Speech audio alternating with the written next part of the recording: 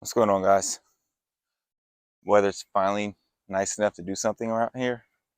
Um, Unfortunately, not getting to the BMW, but what we are getting to is the 350Z.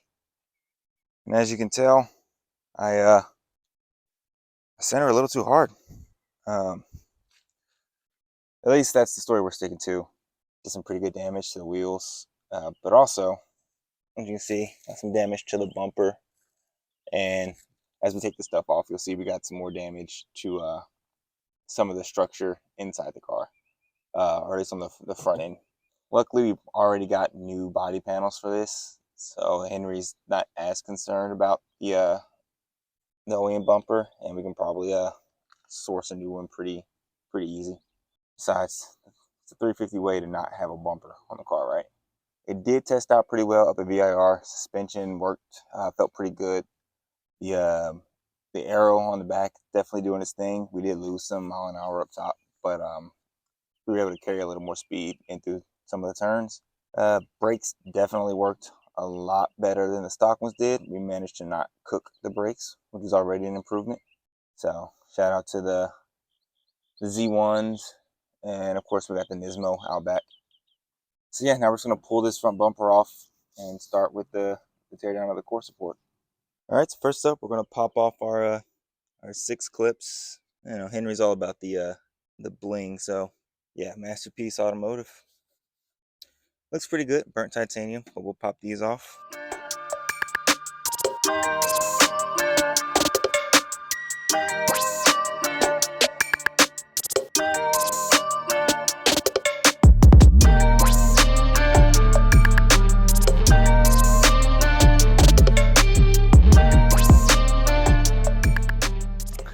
Alright, just hang on a moment while I wrestle with this.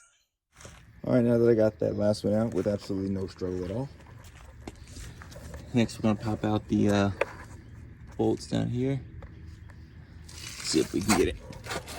Now, there should be bolts along the bottom of the bumper here that go on the bottom splash guard.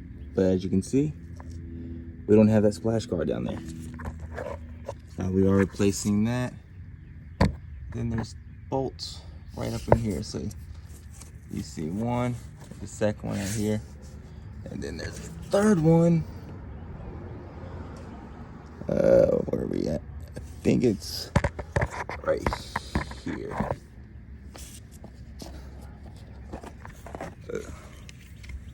So yeah, you'll pop those out, those 3 on both sides, and those should be the last ones to come with the bumper.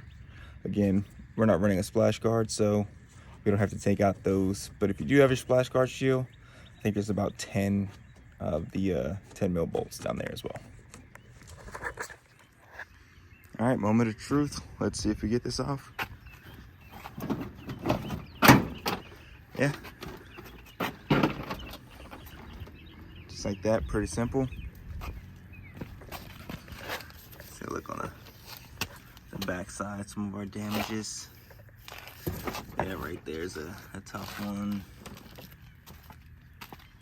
Down there, we got some damages. Just so we're clear, not all that damage was me. Just a healthy amount. But the real reason we're worried about fixing this isn't because of the bumper. It's because of this right here. This crack in this frame, or in the core support. So that's what we're really after. I don't see much damage elsewhere. Radiator's actually intact. But we are leaking from a hose tear. All right, so next step is going to be pulling out this bash bar. Should just be 4 12 mils on each side. Pop that off, and then we'll start taking off some of our accessory stuff. The one thing that I'm really not looking forward to for doing this is being that I'm going to have to drain this power steering cooling line. I mean, I guess I could pull clamps off here and try routing it through without doing it, but you know, I doubt it. But stuff like the horn, the hood latch, this bracket right here, that bracket right there, these little clips her spots can come out. So yeah, that's the next step after pulling all this stuff off. Hopefully it doesn't take too much work. I really don't want to drain the fluid, but it looks like I'm going to have to at least drain the power steering fluid. It is what it is. We do have a new power steering fluid cooler as well, with this being like a time attack HPDE kind of car. Just a good idea to go ahead and get some upgraded cooling on that. I guess no more time for talking. Let's just get this knocked out.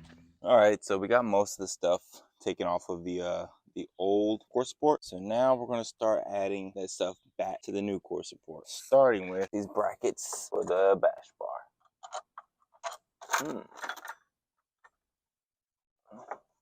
Just kidding. Can't do that yet.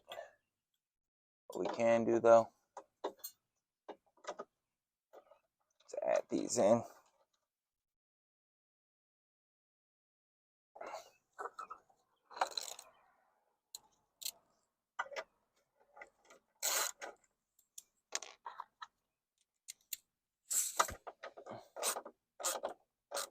Nice and tight.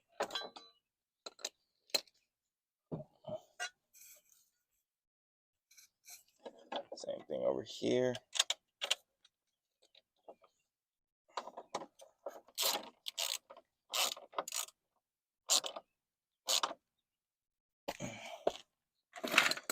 All right. Next, we still got to get these out. There we go. That's a little clip. Drop that in there. Now we just got to do the same thing for this side.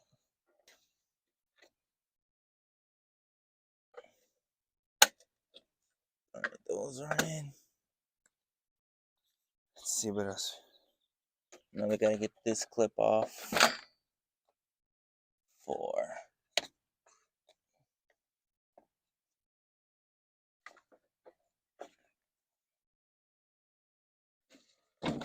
smooth this out of the way. See what we can get.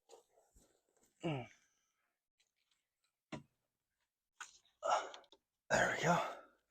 We might just have to do these inlet ducts for the intake. I was gonna say afterwards, but it came out pretty easy. However, as we can see, they need to go in before we put this bracket on.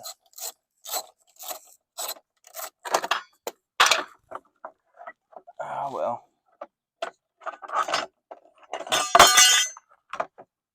Such is life. Get this back on.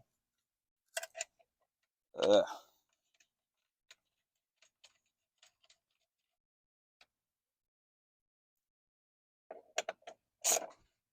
Alright, I think that's about everything I can get onto the front of this car. Last thing left is going to be taking off the power steering cooler, which we have our replacement for right here. Now let's try to do this without dropping that radiator.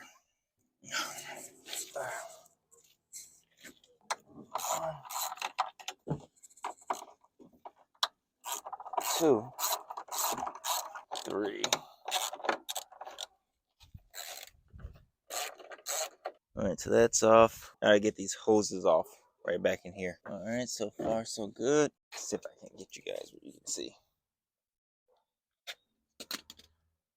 Alright, not off to the best start. And goes nothing.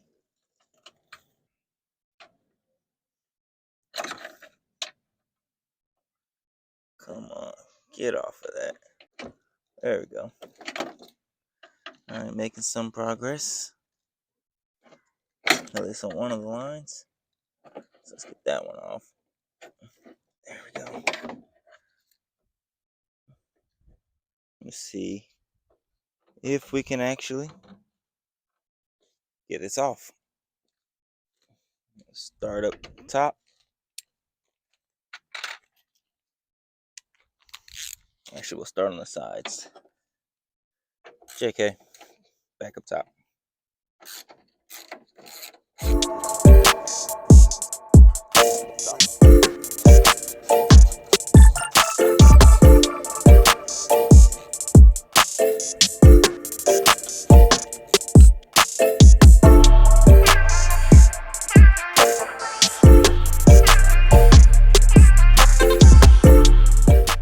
So in theory, that should be all of the things that need to come off.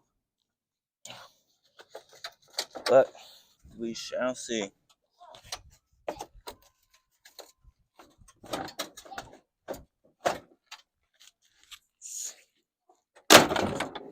All right.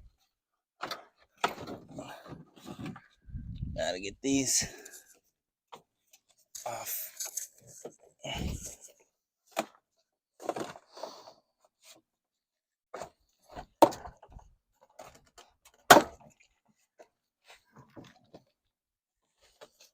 All right. Well, I'll call that a mild success. All right, so there we are. Out with the old.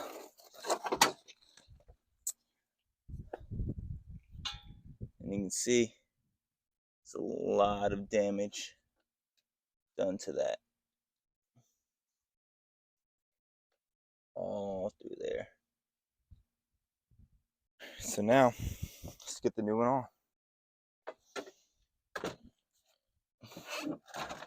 Get our support up there. Oh, wait, before I do that, gotta get these power steering lines. You guys try to catch me slipping. All right, so it took a little beer break. I got just about everything set on the new core support. We got all of that taken off. We even got the power steering lines taken off for the off the hard pipe. So we should be able to run this new power steering cooler. I'm going to figure out a way to run this trans cooler until I get a bracket made. To be honest, I was just lazy and didn't make the bracket before I started doing this this core support replacement. So in the long run, I just created more work for myself. But it is what it is. My hair's all fucked up right now. But let's get this through. It's starting to cool off for the night. Sun's starting to go down, and I really need this put together so I can get my driveway back. And I gotta do it carefully so that I don't spill all the power steering fluid that's in the.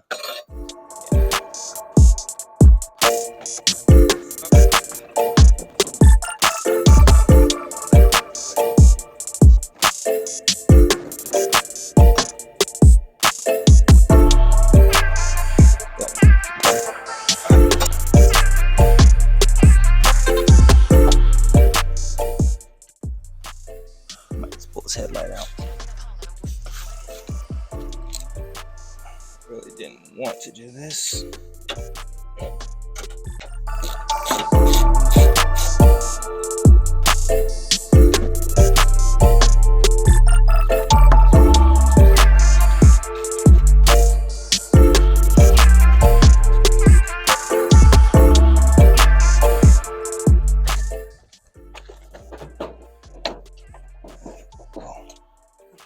Yeah, it's a lot better. All right, so I think we're doing pretty good on this. Still got to run the transmission cooler.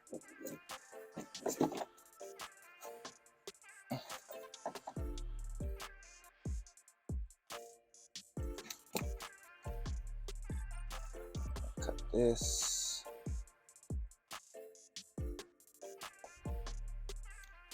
This is kind of a hybrid video, I guess, because we're putting on the Z1.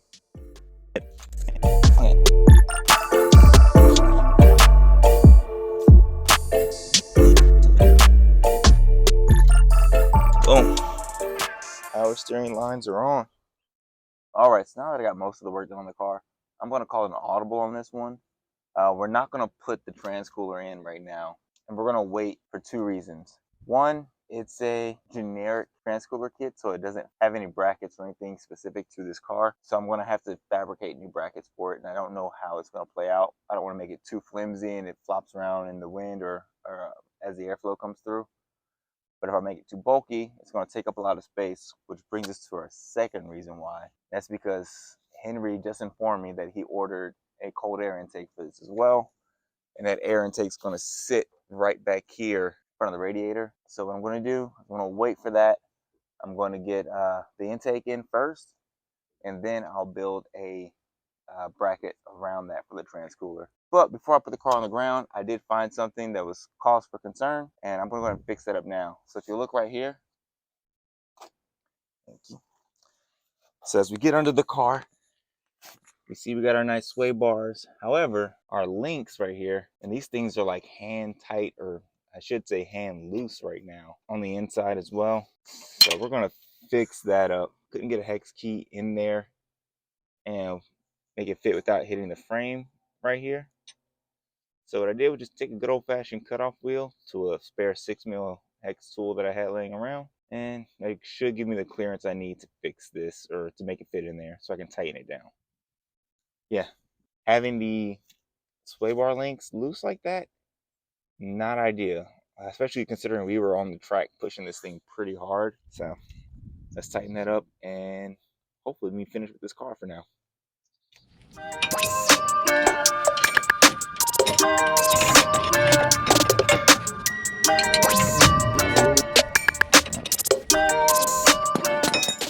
Now that we got that one, so we're gonna do the same thing to the other side real quick, but you guys don't need to see that.